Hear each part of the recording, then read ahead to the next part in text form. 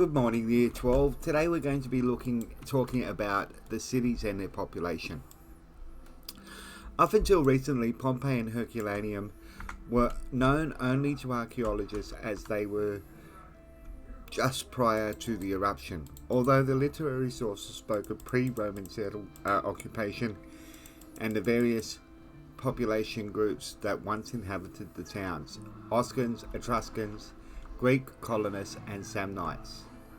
In the late 20th century, new material evidence for the history of occupation and the city's layout came to light as archaeologists began to probe deeper below the 79 AD level at Pompeii.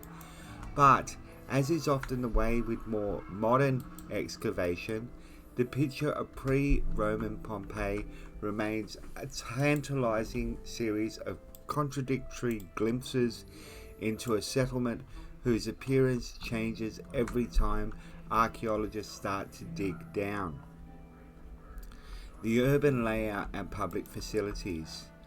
Long before the Roman period in Campania, the Greek-influenced Italic people known as the Samnites had a major influence on the early layout and building in Pompeii. It is believed that under their control, Pompeii expanded and took on a recognizable urban configuration, a Greek-like geometric grid of roads and two walls with towers. The towns of Pompeii and Herculaneum were relatively compact towns, the former covering an area of approximately 66 hectares, although only 2/3 have been excavated. The area of Herculaneum is much harder to estimate since only about 4 blocks have been completely unearthed. Some scholars have suggested that it was a third of the size of Pompeii. Others say it would have been no more than 12 hectares. Walls, gates and streets. Both towns had walls, although the historian Sisenna recorded that Herculaneum's walls was modest.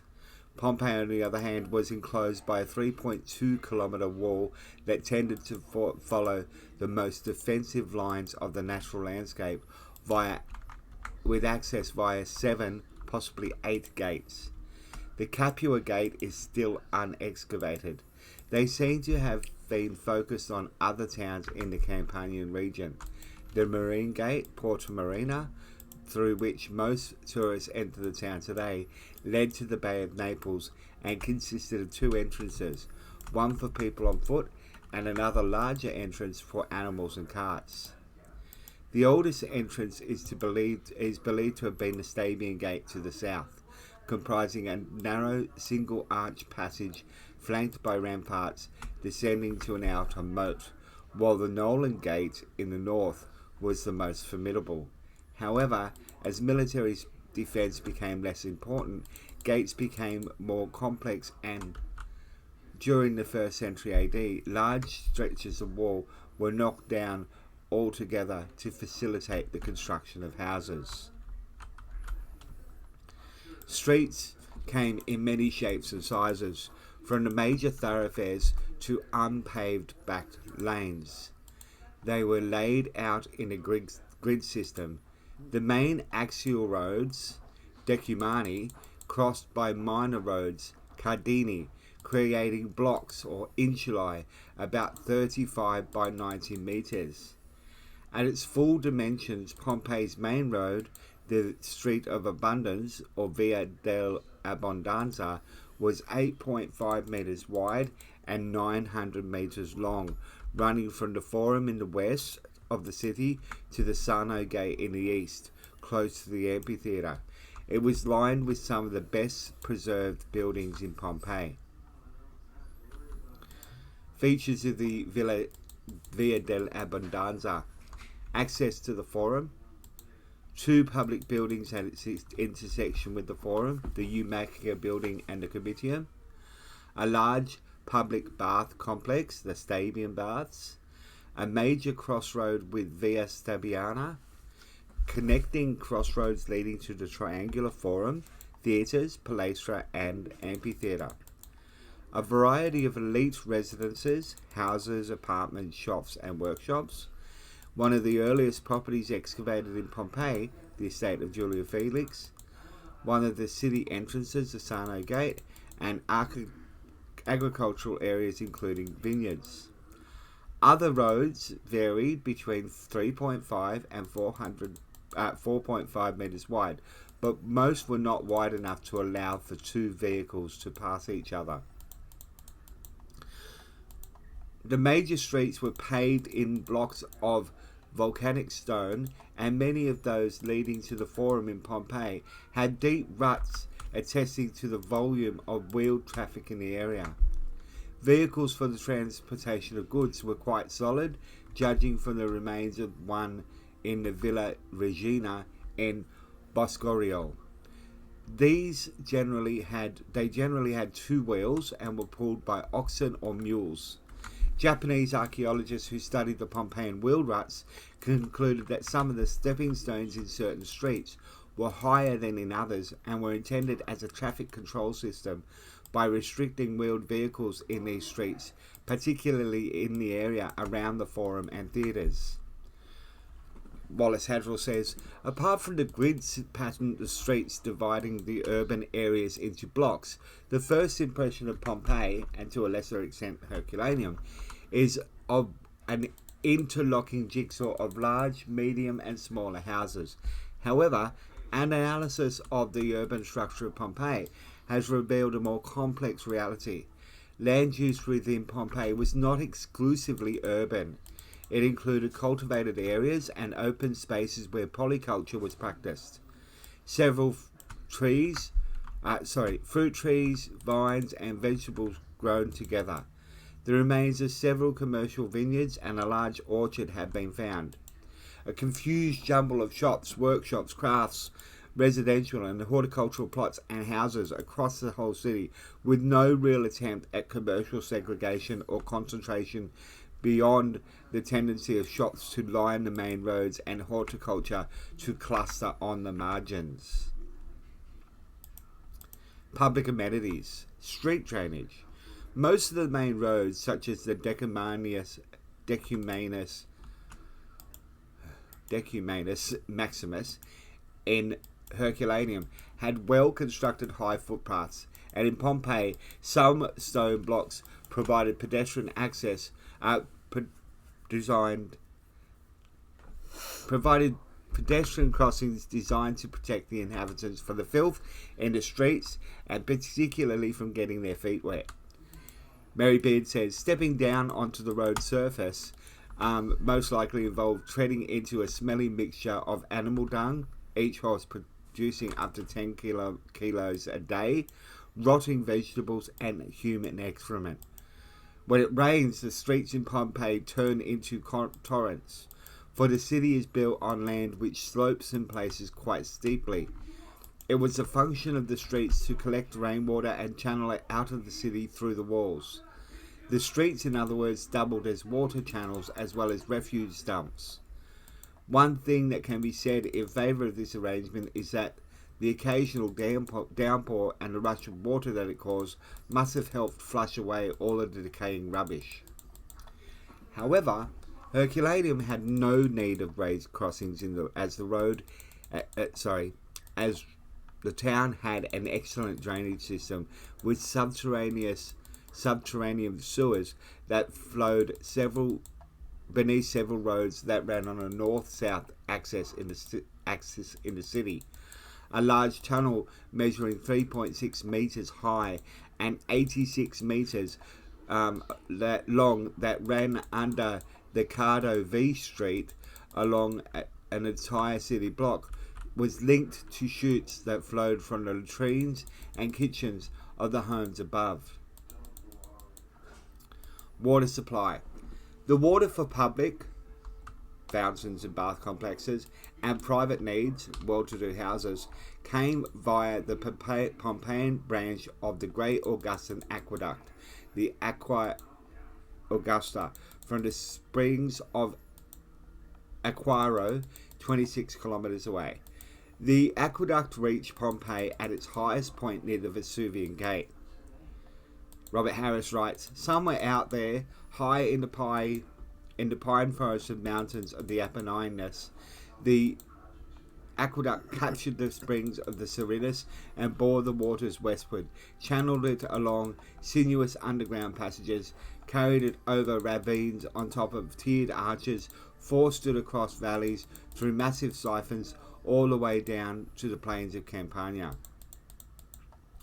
The Aqua Augusta, built between 30 to 20 BC on orders from the Emperor Augustus, was one of the longest, most complex and costliest aqueduct systems in the Roman world. It covered a distance of 140 kilometers, and during its construction, the engineers faced many difficulties. 2-kilometer tunnels through mountains, ground movements near the coast, and the need to maintain a mean drop along her entire length is just 2 inches every 100 yards. It was unique in that it was a network or matrix that supplied water to the whole region rather than just a particular city. It had 10 branches and serviced the Campanian cities of Nola, Acea, Atella, Naples, Puteoli, Baiae, Cumae, the Roman naval base of Misenum, Pompeii, Herculaneum, and Sabine. Several sub-branches provided water to a number of sumptuous villas belonging to the elite. Its main coastal terminus was the enormous reservoir known as the Piscina Mirabilis at the naval base at Misenum, one of the largest reservoirs on an aqueduct known in the Roman Empire. The branch leading to Pompeii emptied into a huge cistern near the Vesuvian gate known as the Castellum Aquae, from where it was redistributed through the town. Once the water reached the Pompeian cistern, it passed through 3 large lead mains that ran under the footpaths. Yes, I did say lead. Branching off the main lines, smaller pipes fed the water into 14 distribution structures in the shape of towers, usually built near crossroads. The water was forced up into lead tanks. Within these water towers, reducing the pressure in the pipelines. An elaborate system of variously shaped pipes or fistulae supplied the public baths, latrines, and 42 or more public fountains that were usually no more than 70 to 80 meters apart. The water flowed day and night through decorative spouts, providing for those who could not afford to have water connected to their homes. Public latrines or forcae. The public water supply also served the needs of the public latrines located wherever people congregated, such as the Forum near the amphitheatre. Most were not pleasant places, and even those multi-seaters catering for as many as 20 to 30 people at a time, like the one provided for people conducting business in Forum, reconstructed to look clean and sunny, would impose serious health risks to the users. Some incorporated into the various bath complexes were probably better. The latrines annexed to the thermal baths in Pompeii preserve a certain aesthetic dignity, and some even came to assume the form of a monument. The Pompeian Forum. Public buildings associated with administration, religion, and commerce were clustered in or around the Forum, which was the chief meeting and trading place in the town. In Pompeii, the Forum was located close to where the main roads from Naples, Nola, and Savio met. The Pompeian Forum, a rectangular paved area, 40 meters wide and 50 meters long, was in the 1st century AD surrounded by a double colonnaded portico in white limestone, featuring standing and equestrian statues honouring the emperor and imperial family, as well as local dignitaries. The basis bases of 41 standing and 16 equestrian statues are all that remain. Vitruvius, in his treatise on architecture, directed that Roman fora should be built with columns widely spaced to make the transaction of business more convenient, with money changers' stalls under the porticos and galleries upstairs.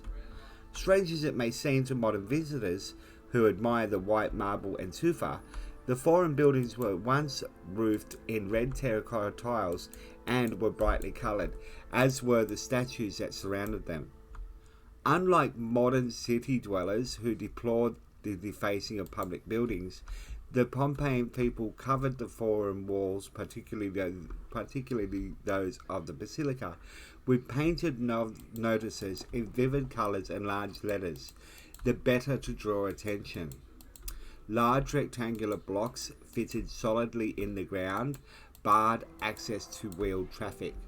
There is also evidence that the area could be closed off by grilled gates during certain events.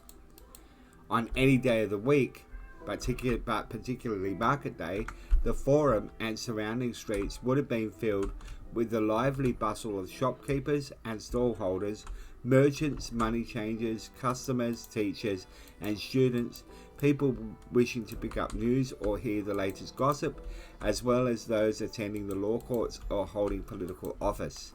Unfortunately, the Forum of Herculaneum is still buried under the town of Resina Herculino, and the main artery leading to it has only been uncovered for a short section of its length.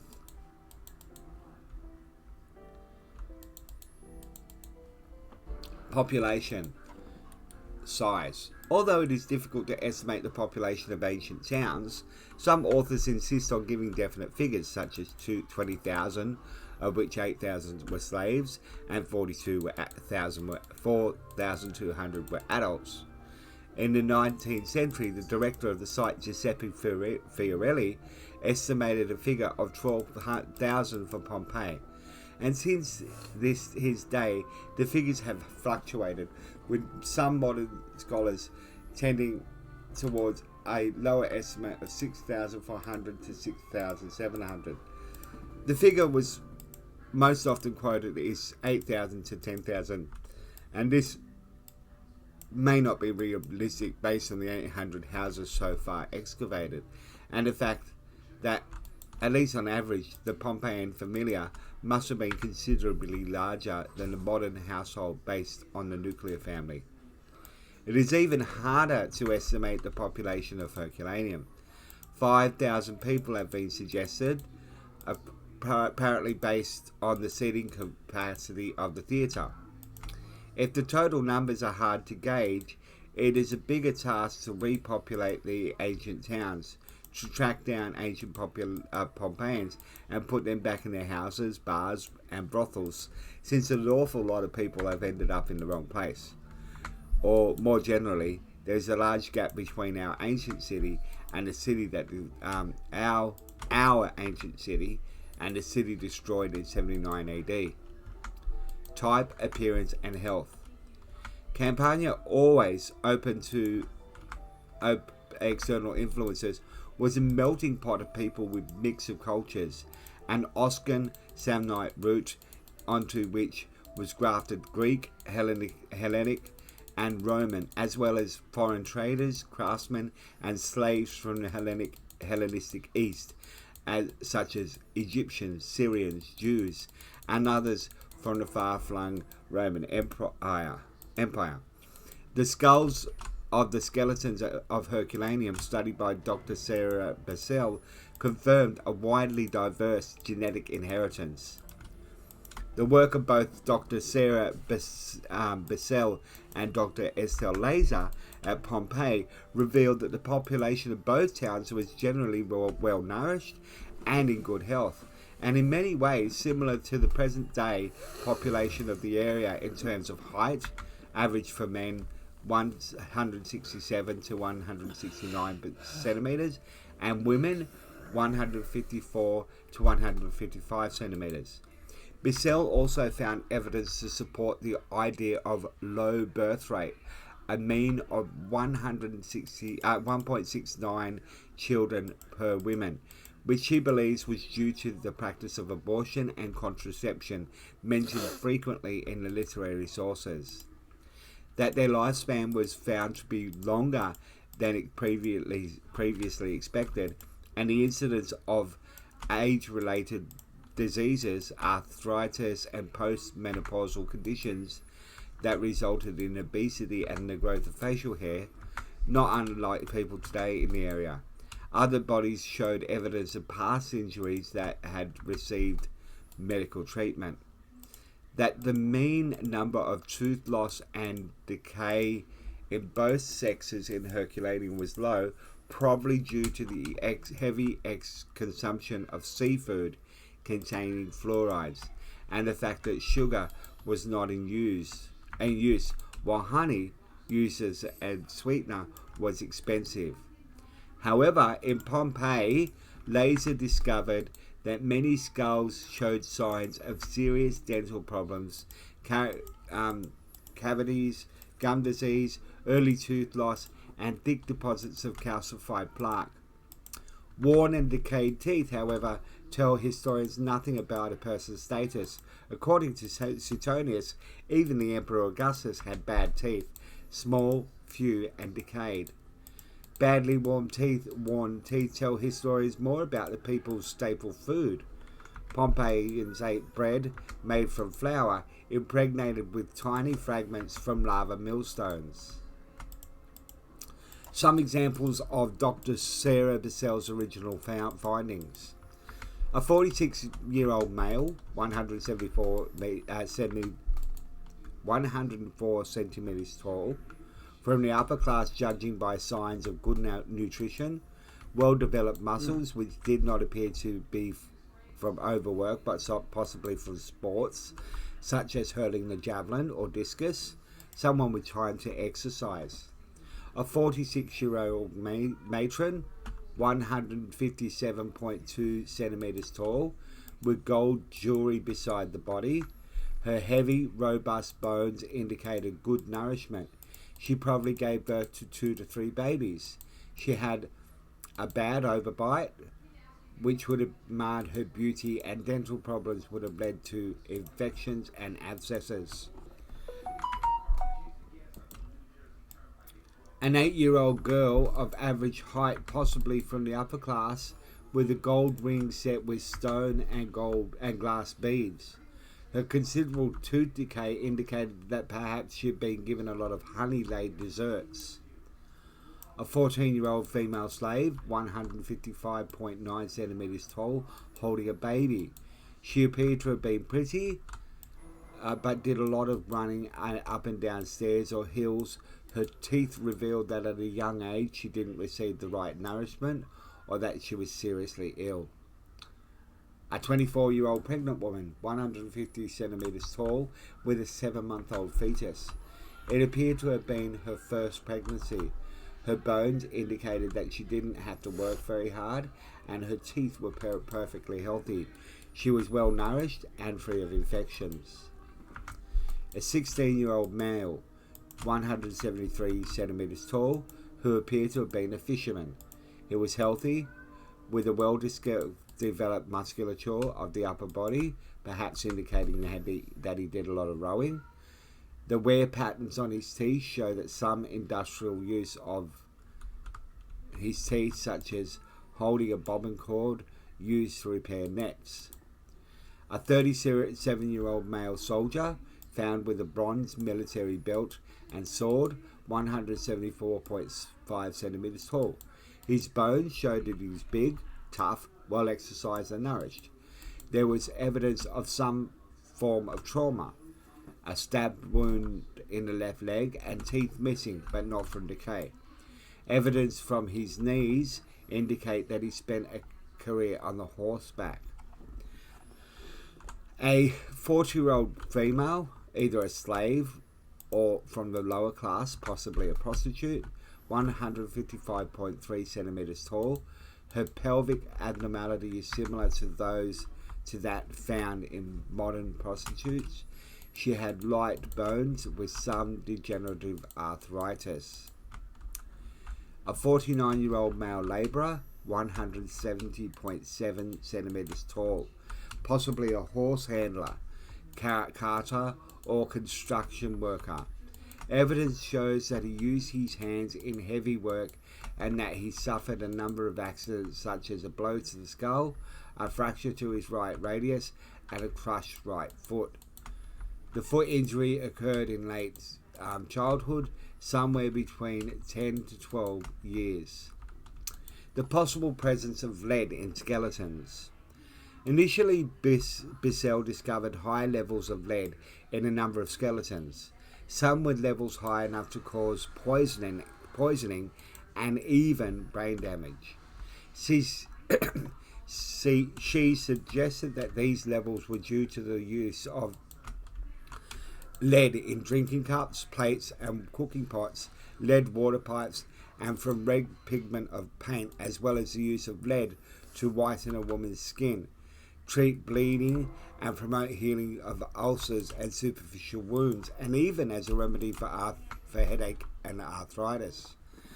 The most common use of lead was as a sweetening agent for sour wine. However, in later studies, she did not find evidence of substantial lead poisoning. It should remember that all these findings came from only a small percentage of the population. Unfortunately,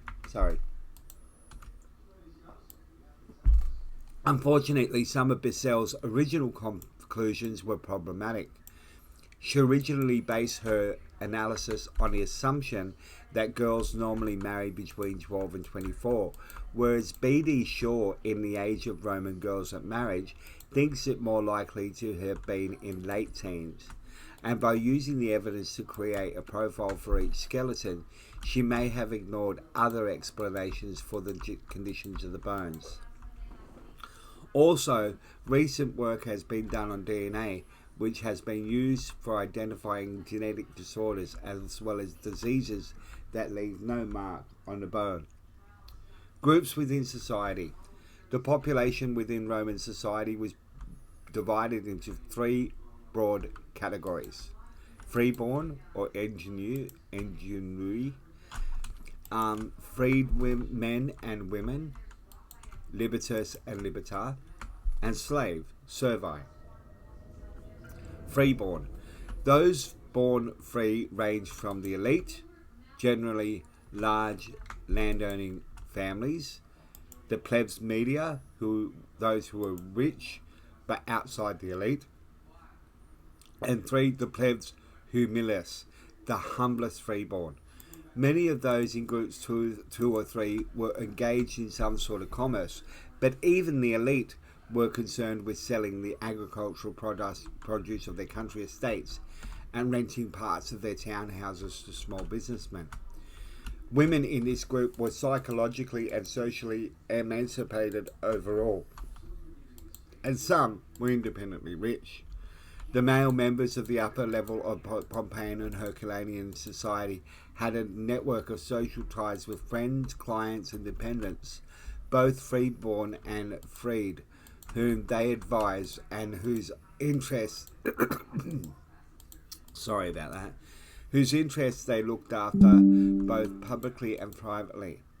As prospective candidates for office, members of the elite depended on these groups for political support. The number of people who sought them out as patron in their houses during the morning salutatio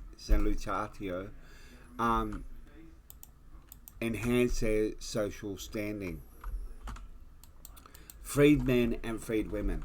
The number of freed slaves increased in Roman society during the 1st century AD, with many becoming wealthy and influential even within the imperial household. In Pompeii, the bulk of freedmen and women were associated with crafts, trade, and commerce.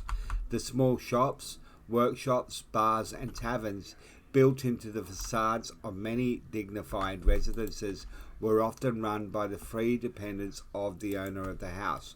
For example, the freed slaves of Aulus Umbricius Scaurus, who was the dominant manufacturer of fish sauce in Pompeii, ran his business for him. Wives of freedmen helped their husbands in business such as bakeries. Others ran their own enterprises such as brothels and inns and became quite wealthy. The wax tablets of Herculaneum tell of Pompeii. Note a freedwoman of Priscus who had slaves of her own, and an inscription of Navilia Tyche, a well-off freedwoman of Lucius who had freedmen and freedwomen of her own. The luxury of those houses owned by many freedmen, such as the brothers Vetti, rivaled those of the Pompeian elite. According to Wallace Hadrill, wealthy freedmen imitated the cultural language of the nobility in order to establish their membership in that society. Cicero and Pliny the Younger criticized the tendency of the rich, successful freedmen to ape the aristocracy, but blamed the elite and their excesses for setting the example for the lower order. A freedman or freedwoman was free in all ways, but tended to remain tied to his or her former master and patron in a relationship of gratitude and loyalty, performing services for him. Epitaphs on the necropolis reveal that patrons often paid for the graves of deserving freedmen or freedwomen within their household. Also, freedmen and women often paid for their own graves as well as that of freeborn. They had a strong need to show their newfound status. An example of an honoured freedwoman is the inscription on a tomb monument on the Herculaneum Gate Road. Nevelia Tyche, a freedwoman of Lucius Naviolius, for herself and for Gaius Munatius Faustus, a member of the Brotherhood of Augustus and suburban official, to whom an account of his distinguished services to the city council, with the approval of the people, granted a seat of double width or bacillum. This monument, Nevelia Tyche built in her lifetime, also for the freedmen and freedwomen of herself and of Gaius Munatius Faustus. Slaves. It appears from the existing documentary evidence from companion towns that a large proportion of the population of Pompeii and Herculaneum was likely to have been of servile origin, creating an obvious ethnic diversity in the relatively small total number. Slavery played a significant role in Roman society. Slaves, through capture and auction, or as the offspring of a slave mother, belonged solely to their master. Large numbers were employed in upper-class households as washers, oven stokers, servers, cooks, entertainers, nurses, tutors, clerks, and secretaries, and on agricultural estates, tending vines, picking grapes, ploughing, harvesting, haymaking, and herding.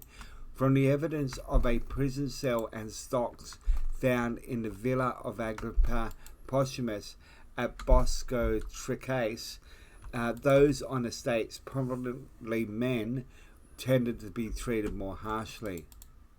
Within the slave population, there was an obvious social hierarchy. In the urban household, there was a great difference in status between a server or oven stoker, for example, and a dispensator who controlled his master's funds, or the cellarius who controlled the food supplies. Male slaves with an education were highly privileged. A female slave was not permitted to marry, and if she had any offspring, they followed, according to Roman law, the condition of their mother, and so belonged to her owner. Slaves could be manumitted by their masters or could save up enough money to buy money themselves to buy their liberty, although in that case they had to pay a freedom tax equivalent to 5% of their assessed valuation. They were then permitted to assume their master's name. Recent evidence found by archaeologist Professor Antonio de Simon suggests that they may have been an upward mobile caste of former female slaves who, instead of being freed, were kept as lovers by their masters. He found the remains of a couple sheltering from the volcano in a building near Pompeii. On the woman's arms was a bracelet in the form of a serpent with diamond eyes inscribed with Dominus Ancillae Suae, or from the master to his slave girl, suggesting a gift, an idea that is entirely new. The boundaries between slave, manumitted slave, and freeborn were often excessively fluid, as one of the dossiers that made up the Herculaneum wax tablets suggests. A court case involving the household of Gaius Petronius Stephanus. Gaius Petronius Stephanus was a rich freeborn inhabitant of Herculaneum who married a free woman called Callectoria Themis. A slave woman within his house named Vitalis was freed by Petronius and adopted his name as Petronia Vitalis. As a freed woman, she gave birth to a daughter called Justa, although the father was never named, and the mother and daughter remained within the household for 10 years. Petronius and Callectoria brought the child up as their own.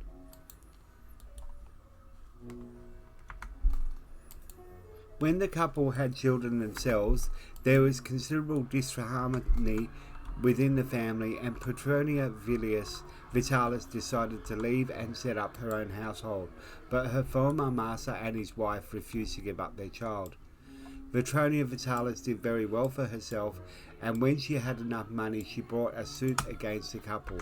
She was granted custody of her daughter, but had to pay her former master for the girl's upkeep. Over the years, she amassed a considerable fortune. When she died, followed soon after by her former master, the widow Callectoria brought a suit to recover Justa and all property she inherited from her mother on the dubious grounds that Vitalis had still been a slave when she gave birth.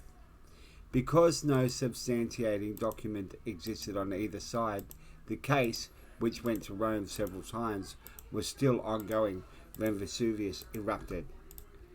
Women. Evidence from both written and archaeological sources suggests a strong female influence in Pompeii and Herculaneum. The paintings, inscriptions, and graffiti, although interpretive, suggest that many women were held in high esteem. Although it is not known how many females could read and write, it is believed that upper-class girls were educated in a home, but probably by a slave tutor. The frescoes showing women with pen and tablet or with a book in their hand suggest that literacy was a mark of status, and such an accomplishment might have made a woman more desirable as a marriage partner. According to Pliny the Younger, his third wife Calpurnia was highly intelligent and a careful housewife. He believed that her devotion to him gave her an interest in literature.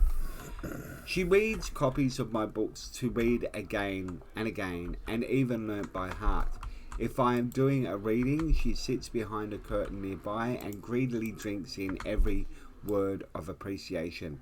She even set my verses to music and sings them to the accompaniment of her lyre. Some prominent women were influential and successful businesswomen. Others played a more prominent role in public life as state priestesses responsible for the construction and dedication of public buildings, such as Eumachia and Mumia.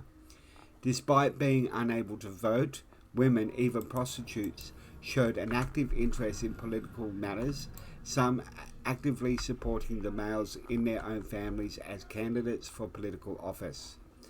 Women could inherit a share of their father's estates and could make a will on the same basis as a brother, although they could not freely dispose of their own inheritance. They could also own property in their own rights and carry out business transactions. For example, the Herculaneum tablets recorded a business deal between the freedwoman Pompeii Note, who borrowed money from Decidia Magaris. As a security for the loan, Pompeii temporarily transferred ownership of two of her slaves to her creditor. Often individually and in partnership with their husbands, women could run shops and engage in crafts and trades and earn profits.